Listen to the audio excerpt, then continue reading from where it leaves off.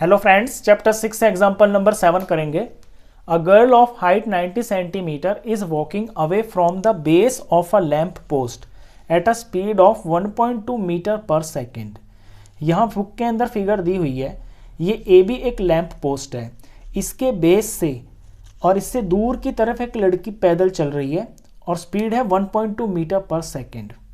If the lamp is 3.6 metre above the ground, अगर ये जो लैम्प है ये ग्राउंड से 3.6 मीटर ऊपर है, find the length of her shadow after 4 seconds.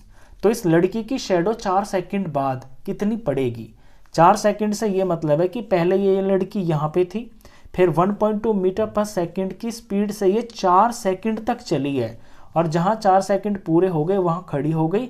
उसके बाद इसकी जो शेडो पड़ेगी यहाँ पे ज़मीन पे, उसकी लेंथ आपको फाइंड करनी है। अब फिगर के हिसाब से और गिवन के हिसाब से यहाँ पे कुछ पहले लिख लेते हैं। A B is equal to lamp post के बराबर है। यहाँ जो ए बी है ये लैम्प पोस्ट है और इसकी हाइट दे रखी है 3.6 metre. C D height of girl है जो कि 90 सेंटीमीटर है। ये सी डी है, ये लड़की की हाइट है। इस 9 सेंटीमीटर को मैं मीटर में बना लेता हूँ। 90 को 100 से डिवाइड करेंगे तो ये मीटर बन जाएगा और ये 0 से 0 कट गया और एक 0 से यहाँ पे डेसिमल लगकर ये 0.9 मीटर हो गया। मीटर में इसलिए बनाना है क्योंकि ये सारा क्वेश्चन मीटर में चलेगा आगे। बी डी यहाँ पे distance travelled by the girl है। इस लेंथ को देखिए, ये बी डी है। ये बी डी वो डिस्टेंस है जो लड़की 4 सेकंड में पैदल चल के कवर किया है जो उसने। अब ये डिस्टेंस हम पता कर सकते हैं क्योंकि हमें टाइम पता है 4 सेकंड और इसकी स्पीड भी पता है 1.2 मीटर पर सेकंड। तो ये डिस्टेंस मैं यहाँ फाइंड कर लेता हूँ। तो बी डी निकालने के लिए स्पीड इनटू टाइम करना पड़ेगा। स्पीड है 1.2 मीटर पर सेकंड और टाइम है 4 सेकंड्स। तो सेकंड से सेकंड कट जाएगा, 12 4 जार 48 आ गया और यहाँ पे डेसिमल लग जाएगा और ये 4.8 मीटर आ गया। ये बी डी की लेंथ 4.8 मीटर है। यहाँ फिगर में डी ई जो है वो लेंथ ऑफ शेडो है। डी से लेकर ई तक ये शेडो की लेंथ है। यही क्वेश्चन मार्क है, यही हमको फाइंड करना है। तो इसे हम लेट कर लेते हैं। Let D E is equal to X metre. तो इतनी चीज़ें आपको यहाँ पे लिखनी पड़ेंगी क्वेश्चन करने से पहले। अब फिगर पे आइए। यहाँ आप देखोगे कि ए बी ई एक बड़ा ट्राइंगल है, सी डी ई एक छोटा ट्राइंगल बन रहा है। ये दोनों ट्राइंगल सिमिलर हैं। सिमिलर कैसे हैं देखिए, बड़े ट्राइंगल का जो एंगल बी है ये 90 डिग्री है क्योंकि वर्टिकली खड़ा हुआ है ये जो पोल है। और यहाँ पे छोटे सी डी ई ट्राइंगल में ये जो एंगल डी बनेगा ये भी 90 का होगा क्योंकि लड़की स्ट्रेट खड़ी हुई है। तो इन दोनों ट्राइंगल में बी और डी 90 डिग्री के हो गए। और फिर ए बी सी के अंदर जो एंगल ई है और सी डी ई के अंदर भी एंगल ई है, ये एंगल ई दोनों के अंदर है, दोनों ट्राइंगल के अंदर लाई कर रहा है, तो ये कॉमन हो गया। तो ए सिमिलैरिटी क्राइटेरियन से ये बड़ा ट्राइंगल ए बी ई और छोटा ट्राइंगल सी डी ई ये सिमिलर प्रूफ हो जाएंगे। पहले हम इतना काम कर देते हैं। Now in triangle A B E and triangle C D E, A B E के अंदर एंगल बी और इधर वाले के अंदर एंगल डी, ये दोनों बराबर हैं क्योंकि ये दोनों 90 डिग्री के हैं। बड़े वाले में एंगल ई और छोटे में भी एंगल ई, दोनों में है angle E is equal to angle E क्योंकि ये कॉमन है।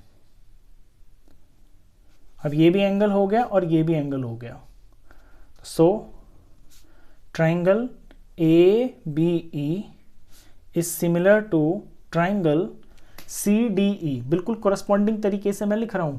यहाँ ए बी ई मैंने लिखा है तो बी बीच में आया तो यहाँ पे बी का डी जो है वो कोरस्पॉन्डिंग पार्ट है, तो सी डी ई लिखेंगे यहाँ पे हम सी डी ई। ये दोनों ट्राइंगल सिमिलर हो गए हैं। रीजन जरूर लिखेंगे, बाय ए सिमिलैरिटी क्राइटेरियन। अब जब ये सिमिलर हो गए हैं तो इनके करस्पॉन्डिंग जो साइड्स हैं उनकी रेशियो भी बराबर होगी। अब वो करस्पॉन्डिंग साइड्स हम इसमें कौन कौन सी लेंगे, तो वर्टिकल वाली ले लेंगे ए बी और सी डी, और 2 लेंगे, इसके अंदर इज हॉरिजॉन्टली है, बड़े वाले की BE और छोटे वाले की DE, ये इसकी करस्पॉन्डिंग साइड्स है, तो इनका रेशियो हम बराबर लिख सकते हैं। तो BE अपॉन में DE, BE अपॉन में DE ये बराबर होगा AB अपॉन में CD के। रीजन यहां पे हम जरूर लिखेंगे कि करस्पॉन्डिंग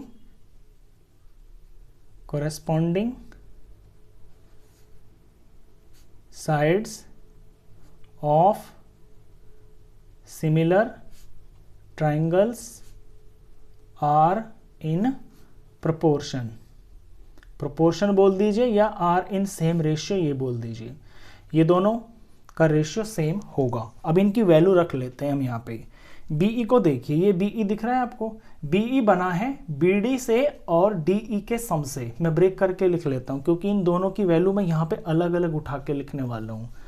BE को मैं तोड़ लेता हूँ BD प्लस में DE के, और DE तो सिंगल ही पार्ट है, इसको मैं DE ही लिखूंगा नीचे।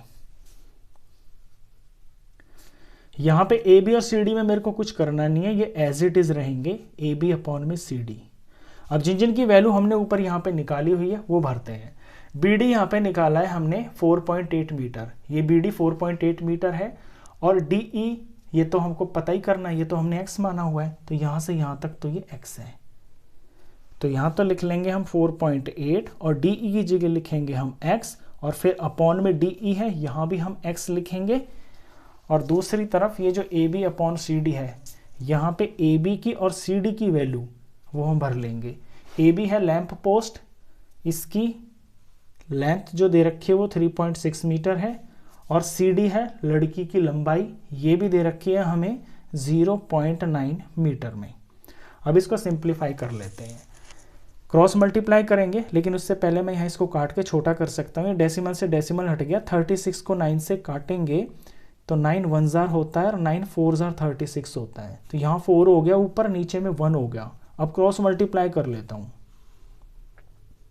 4 को x से करेंगे तो ये 4x हो गया, और इधर में 4.8 प्लस में x को 1 से करेंगे तो 4.8 प्लस x हो गया। अब x को एक तरफ कर लेंगे, ये x इधर आएगा तो 4x माइनस x हो जाएगा, और यहाँ पे ये 4.8 हो गया। 4x में से x जाएगा तो 3x होगा, और यहाँ पे ये 4.8 हो गया।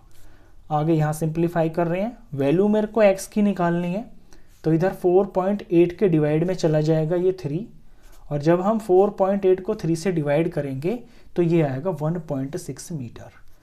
x यहाँ पे थी हमारी लड़की की शेडो, और वही हमारा यहाँ पे ये आंसर आया है, तो देयरफॉर हम लास्ट में आंसर लिख देंगे shadow of girl is equal to 1.6 metre. ये हमारा आंसर। क्वेश्चन खत्म।